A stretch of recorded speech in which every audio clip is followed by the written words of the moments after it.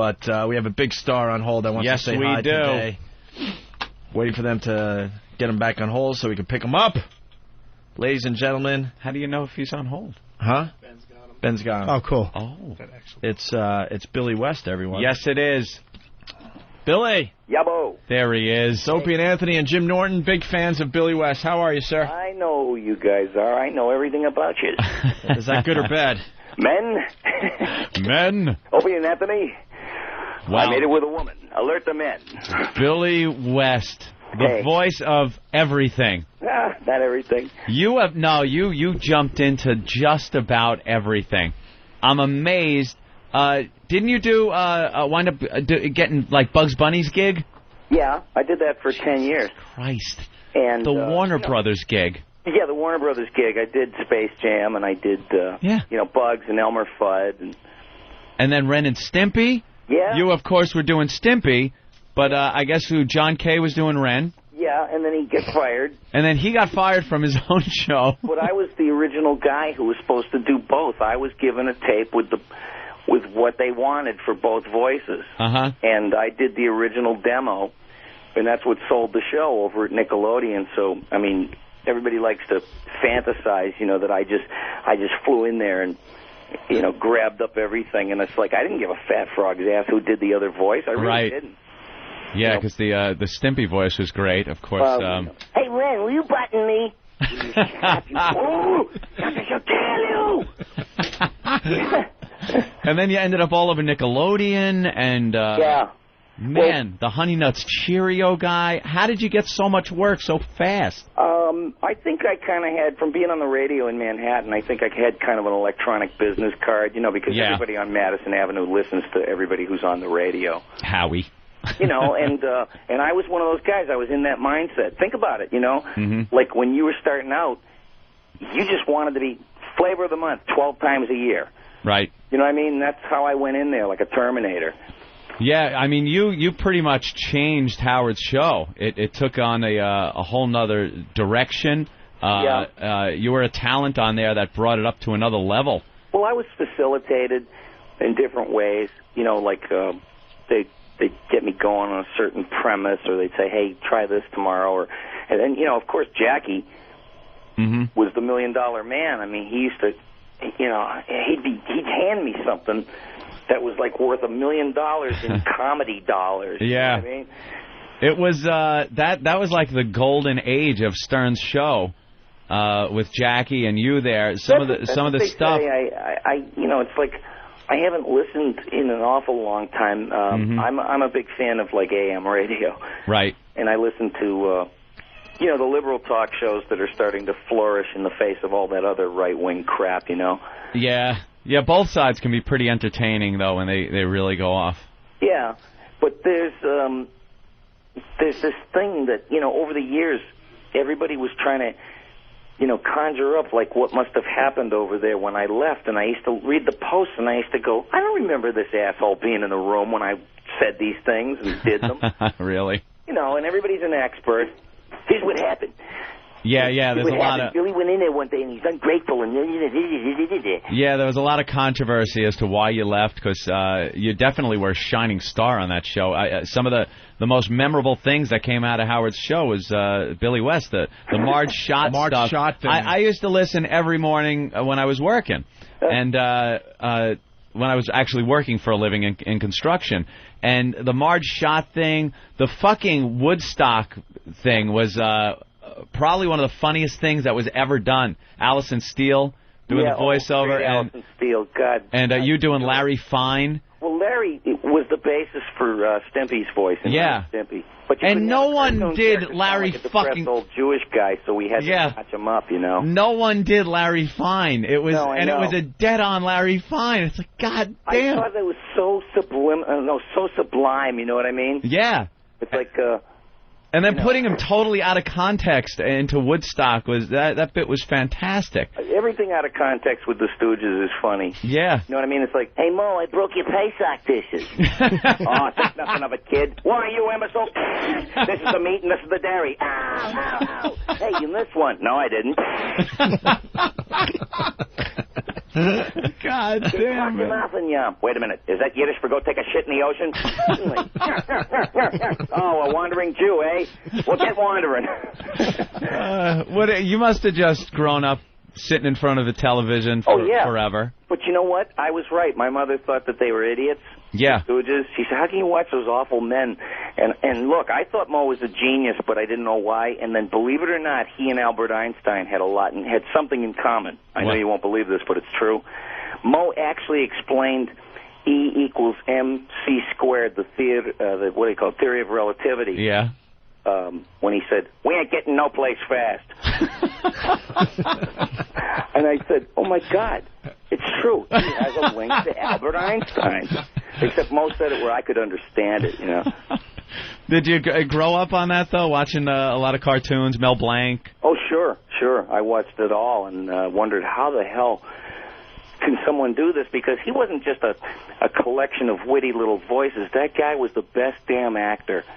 Yeah. You know, and I think Anthony does voices, right? Anthony does amazing voices. Just, watching, it's a lifetime of watching a lot of television and being a minor bird. Yeah, create your own characters, though, because impressionists, here's my feeling on it. It's like, we all wanted to be like Rich Little or Frank Gorshin or the other guy there, David Fry. Yeah. And one day we woke up in an America that didn't give a fuck about impressionists. Yeah, true. You know what I mean? So as soon as I started doing, like, original characters, all of a sudden it was like, wow, look at that, and I felt like none of my things that I could ever come up with could measure up to what Mel Blanc did and that, but that's not the point. You can't be the next Mel Blanc by doing Mel Blanc's voices. No. You got to be like the best you. Yeah, that was amazing. He came up with all of them, and so many of them, and they were so different. It wasn't like, you could tell this is the same guy doing this voice or that voice. Yeah.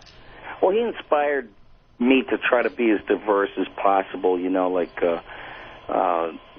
on Futurama. I tried to split it up, there'd be like Zap Brannigan, this is Zap Brannigan, Master of Time and Space and everything in between, and, winner of this year's Modesty Award. Yeah. He was based on all the big dumb announcers I came up with who loved far and away above everything else the sound of their own voice. They keep their balls in a wheelbarrow. It's like trying to make 8-syllable words out of one. Yeah. Coming to the Worcester Centrum. Back to the Howard thing, though. What actually did happen? Because you guys were just riding a rocket ship, and then to have what I see, I don't know how modest you are, but what I see was a huge part of that show just disappear from it. I wasn't really aware of that until years later. I started reading posts, and it was like, hey, I'm saying it's almost 10 years and people are still going back and forth about this. Like, what the heck? And, I've always said that I thought Howard was the greatest, and I never blamed him for my problems with management at K-Rock when I wanted a raise, you know what I mean? I mean, they just stopped returning my solicitor's phone calls, so I said to myself... How could they not give you a raise? I don't know. Look,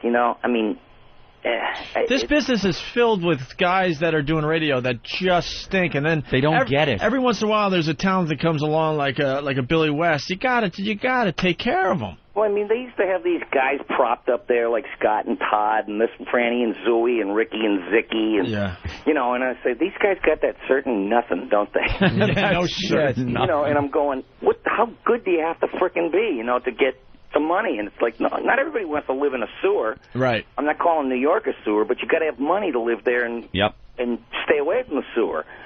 And it's ridiculous there. And they just stopped returning my lawyer's phone calls. So I said to myself, hey, you know what? I'm not a victim. I just went into Howard to say I'm leaving, and that I respected him and I loved him and I thanked him for the time there. And, for the first time in 12 years, I didn't know where I was going because I worked in Boston. Yeah. Radio. Yeah, I'm not trying to make any, battle here or anything. Oh, no, Did he go to bat for you? I mean, that's...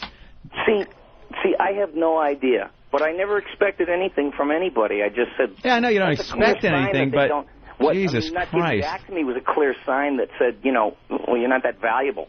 So I didn't blame anybody or get mad or bitter. I just said, well, the chance of making real big money here will never happen if I can't get a raise. That's just amazing. Well, as far as the money goes, I'm sure you showed them, but, I mean...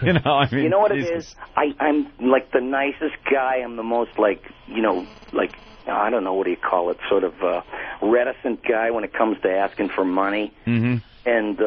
And I realize you got to be like fucking Tony Soprano or something nowadays. God damn, I used to be the same fucking way. No shit, I was just... in there. It was... You fucking shut the roll. I want a fucking raise. You understand how fucking hard it is to live in New Jersey with no fucking money? This is the last fucking Sunday dinner I ever have at this house. There's a time you go through... It always sounds like he's ready to cry. Tony, you were never very good at athletics. What the fuck you got to say that for, Uncle Jones? What's the matter with you? There's a time you go through where you're just kind of happy to be there. You know? Yeah, I know. And the money thing, it definitely is not even an issue. But then when you realize, your car is falling apart and you got to make your bills, sure. you kind of want to at least be compensated for what you're doing and the capacity that you're Can I tell you this? Billy West is a very inspirational phone call. I hope you all realize that. Absolutely. Absolutely, Jimmy. Listen, you know what? Coming soon. I guess I'm here to teach lessons and whatever.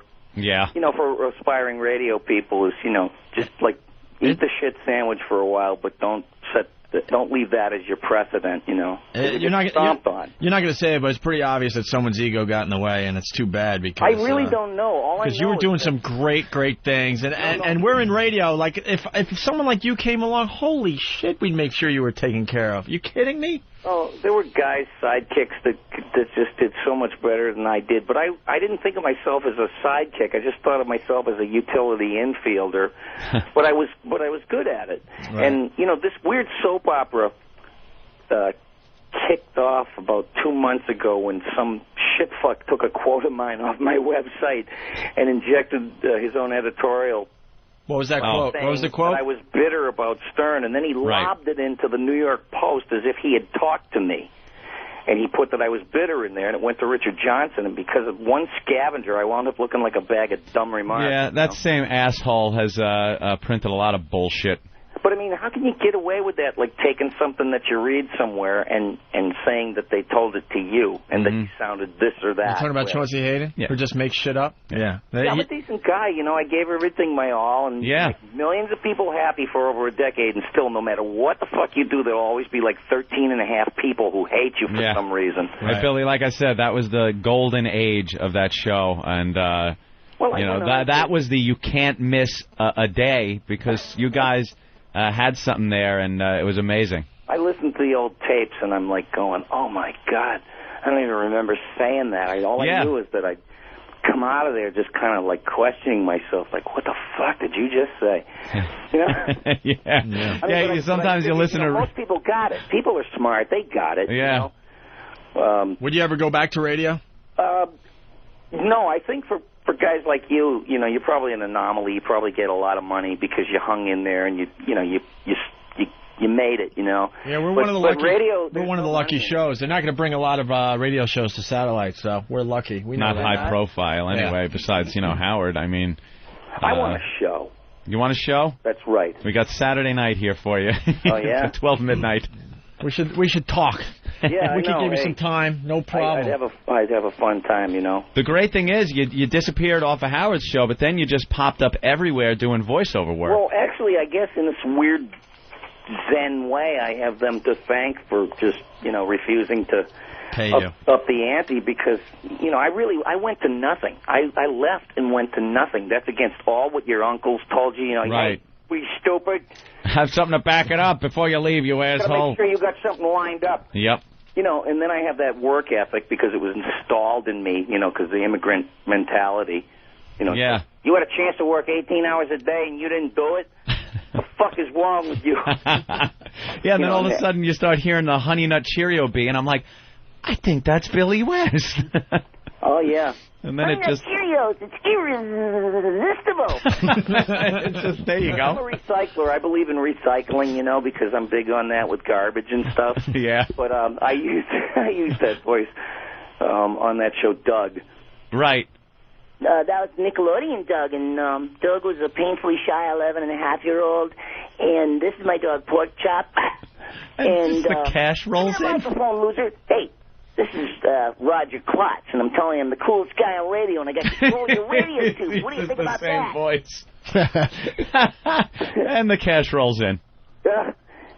That's great. Well, you know what? I got to tell you, radio is like kind of you're a buyout basically. I know I always was because you don't really own anything, that you did, and you can't get residuals on it. So it's kind of a license to print money.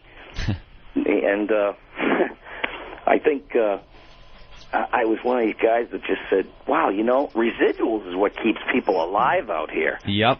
You don't hear from Terry Hatcher for years, and all of a sudden, bang, but she had to live somehow, and she got all those Superman residuals. Yeah. Oh, I do a Terry Hatcher impression. Oh, yeah? Yeah. Do these bones make me look fat?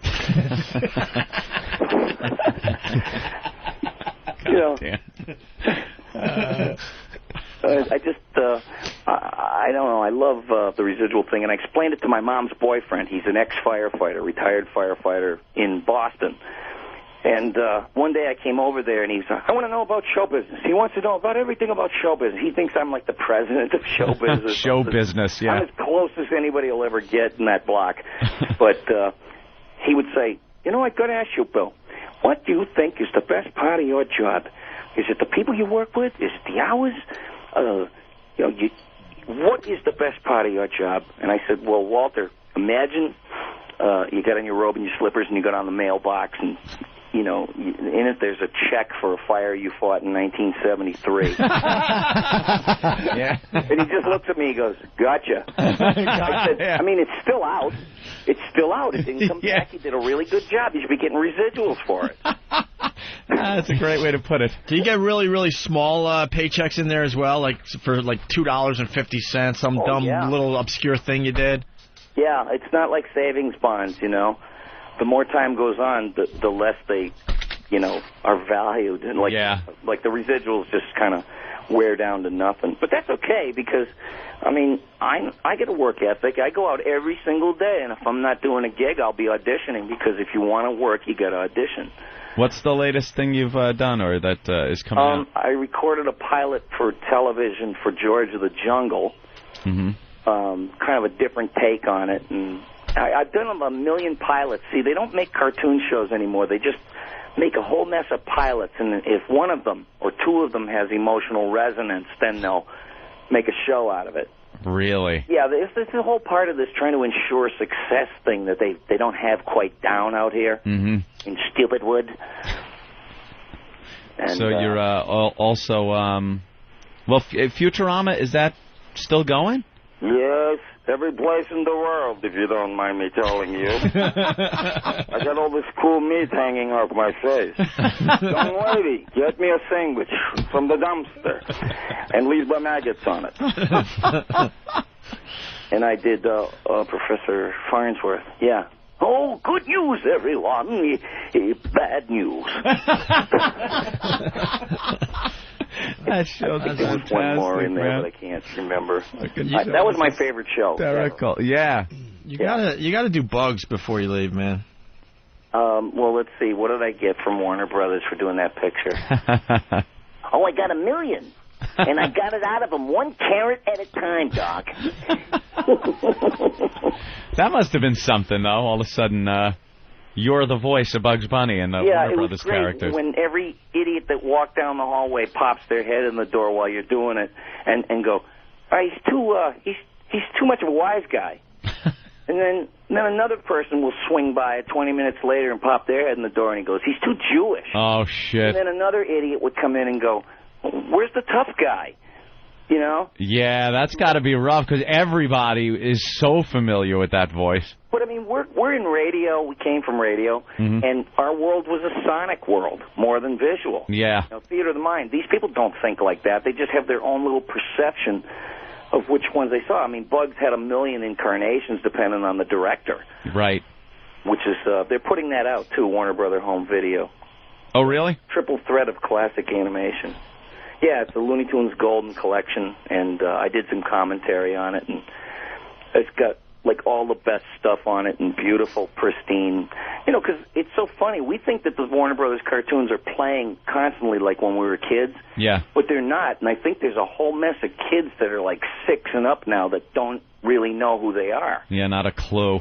No, and you know what? Cartoons were better then. I mean, it never occurred to me to burn down my own house. No, I know. When I was 7. Yeah, for some reason they decided that some character, some animated animal hitting another one with a frying pan was going to get kids to do that, so they had to stop doing it.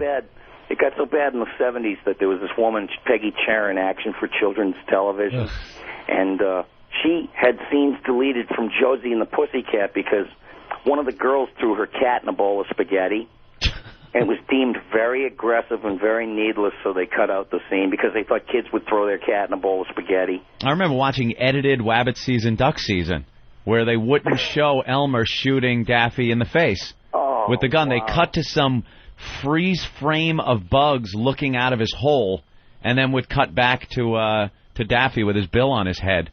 It's like, what the fuck? I remember that. Yeah. Yeah, you know, that's the worst thing you can do. I mean, it's not even like colorizing a movie. That you've got a color and black and white button on your TV set. Yeah, let's take the joke right out of the cartoon. At that point, watch these politically correct surgeries of that. Yeah, stuff. At that point, you should just not air it anymore.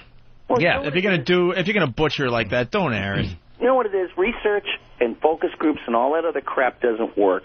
It's a formula that was created by the business so that no one person is responsible for the decision to do something. Yeah. You know, they can say, hey, we did our research, we did the focus groups, and it just, you know, it failed. And then they invent new words for failure like deferred success. Deferred success. Yeah, that's the new one I heard out of Washington. That's a great one. I love that one. I was a deferred success for quite a while. I used to play music and... Yeah, kind of a bum, really. So many years went by where cartoons and animation just sucked, and then and were just made for the smallest of children. You know, no more adults really watching it like we did growing up. I still watched Bugs Bunny and through my 20s and 30s and everything. Did. And but then I doubt if you ever did anything like what was going on in those things. You realize that there are real live people that are responsible for this silly stuff that's going on, and you're more fascinated by that than the idea of how to find a new way to torture somebody. Yeah, it had nothing to do with that. It was just entertaining. It was funny. You know when kids started doing stuff, after we cut the good stuff out of cartoons and we banished, characters that had cigars and all of that crap, it started going into Sesame Street, which I kind of loved. I thought was great whenever I got to see it. But I wasn't around in the 70s watching TV. I was playing music.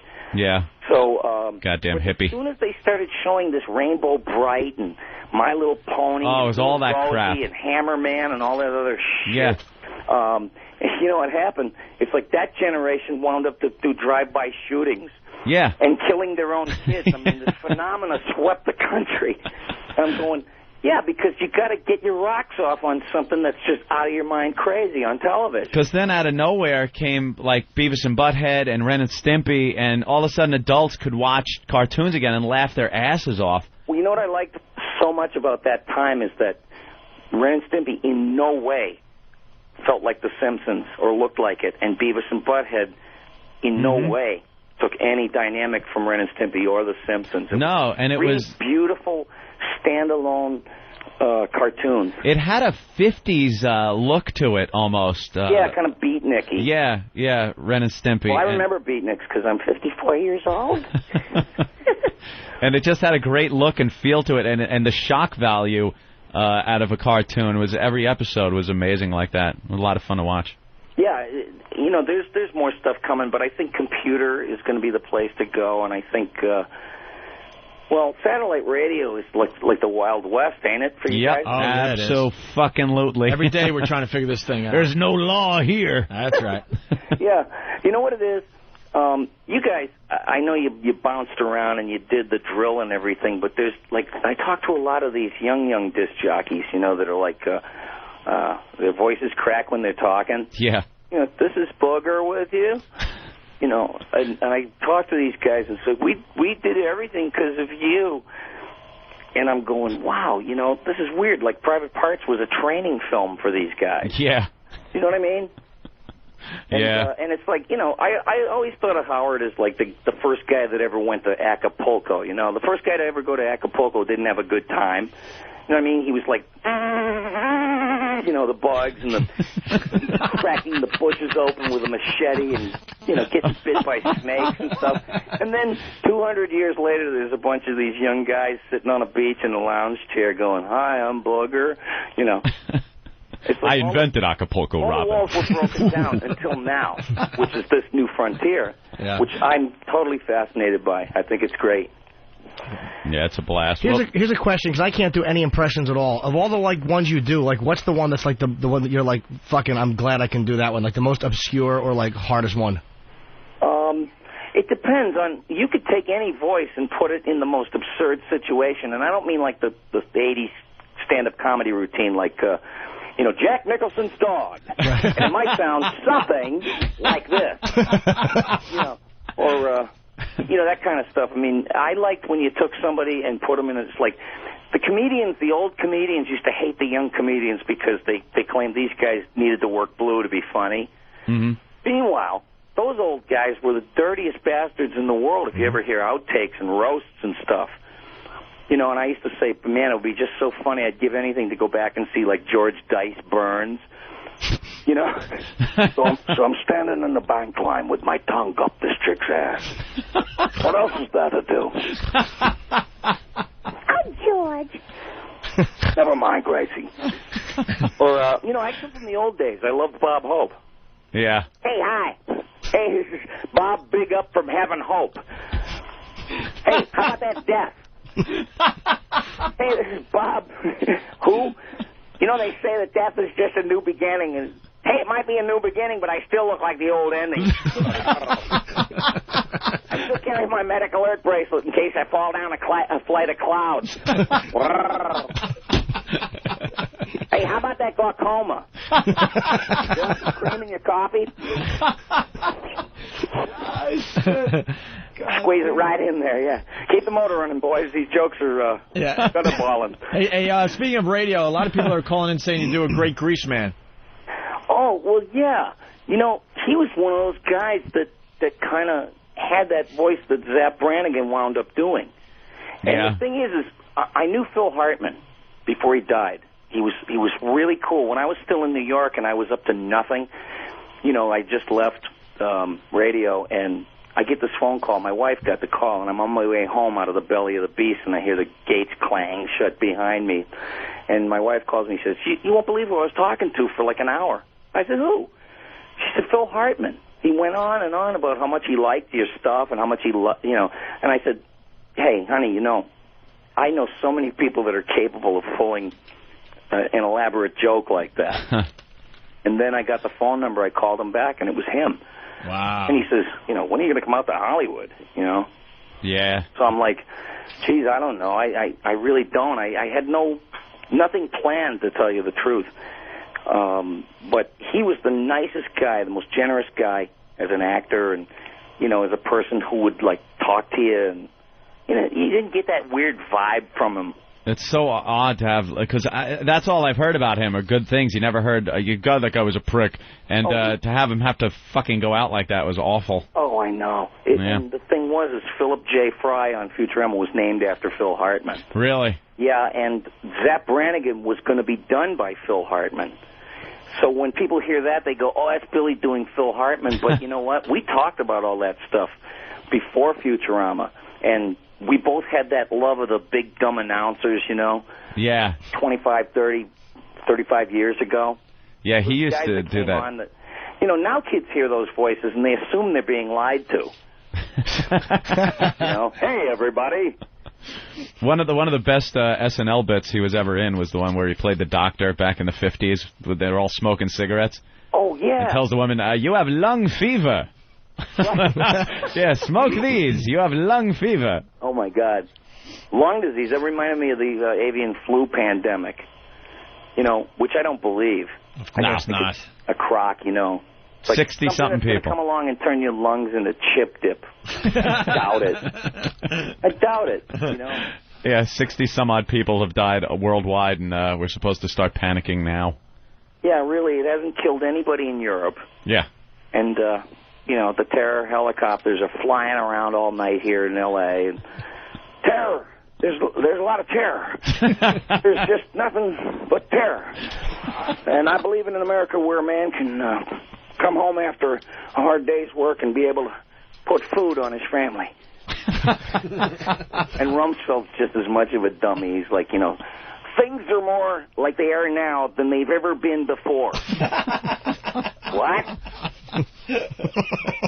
God damn. And Karl Rove, you can't see, but I've got both hands in front of my face, and I'm mimicking a blowjob, Karl Rove. Billy, man, thanks for checking in. Oh, and, hey, my pleasure. I got a website. I don't know if you guys ever went on it, but... Plug away, my friend. It's BillyWest.com. It's real easy. Oh, you were able to get that one? Did you have to steal it? Did you have to wrangle it from somebody? Somebody tried to buy it, and they were offering something, and they were a carpet company. What? I don't get that. What is this, a new claim jumping? That's exactly what it is. It's like, my claim. Someone comes up with a mule and a pickaxe and sits on your fucking name. Yeah, one day I was promised 40 acres and a mule, and I ain't getting nothing. So I'm going over to 7-Eleven, and I'm going to get me a pussy book, and then I'm going to get me a Slurpee. Hey, Billy. And pussy book is hot and Slurpee is cold. Together they form weather. Hey, Billy, you still do Marge Shot or what? Yeah, but that thing polarizes people, It's it like certainly does. That's a good way to put it, polarizes. Even people who think it's funny in a certain situation try to act like, oh, my God, did you hear that? And everybody pretty much got it, This is a grotesque send-up of a totally racist woman. Right. I'm not racist. I'm really not. And who didn't get that, though, We're doing this grotesque send-up of this woman, who would barge into the show and go, 80% of U.S. crime is committed by coloreds. all right, Mrs. Schott, sit down. I'm sorry, I meant niggers. and then some white guy would call in and go, I think what you're doing is just really terrible, and you're cutting away at the beautiful mosaic, which is New York. And it's people like you. Your parents must be really proud of you. And I'd be like, shit. And then a black guy would call it and go, I know that's Billy West. Yeah. I know that's Billy West. Laughing his bajongas off. Yeah, some people just didn't understand. It's always like a white guy. A sensitive white guy that thinks he's going to represent, like, the African-American community. Yeah. I love that. And they're laughing their asses off. They can't say anything on their own. Yeah, some people don't understand that it's, a joke of, you're doing an impersonation, over-the-top impersonation of this woman who is known for saying some pretty awful things. She did say really rank things. I was, blown away by the stuff that she said. I don't know what it is about radio. When you're on TV or you're an actor in a movie, you could play the most heinous character, and it's fine. They never say, like, wow, you're some racist when you were playing that part, But then on the radio, if you do some kind of character, people call up, and it's like you're standing on a soapbox outside in the street blurting this shit out. Oh, yeah. They attack soap opera characters because people are fanatics. They really believe that this guy on the show is like, double indemnity murderer or something, and they go up to them in stores and go, how could you? It's weird. Yeah. Man, yeah, but it's all to be fun, we're not like the government, we're not promoting a culture of death and destruction and torture. We represent, like, love and laughter and, joy of some type. Mm-hmm. And I know that things get rough, but, it's the modern age. We're not saying anything that anybody on the street, everywhere USA or the world, isn't saying. Right. Never. Yeah. It's hard to reinvent language as much as they try, though, with that deferred success shit. Billy, I would have given you more money, but I'm out in the Hamptons. You're what? Tell him, Robin. Oh, yeah. No, you know what? I wanted to pay you more, but I got to buy a house out in the Hamptons. I don't know. He didn't, I had no idea, like, where he was on all that stuff. But it's out here, it's really bad. It's so snobby. When I first got here, I go to my first Hollywood party, and I figure, I'm going to make sure I have some $100 bills on me. Yeah. So when I go to buy a Red Bull, pull that out. It's like, oh, hey, look at this guy. And I hand the guy 100, and he goes, ooh, do you have anything bigger? So you got to have money somehow. Absolutely. All right, Billy. BillyWest.com. Billy, hey, I really appreciate it, you guys. Great, man. I've followed your career, and I'm glad I got to talk to you. If you're in New York, pop in. Yes, I'd love to have you on here live. How about that? All right. Cool, man. All right. Take it easy. All right. That's all for air, folks. There he goes, Billy West. Thanks, Billy. Bye.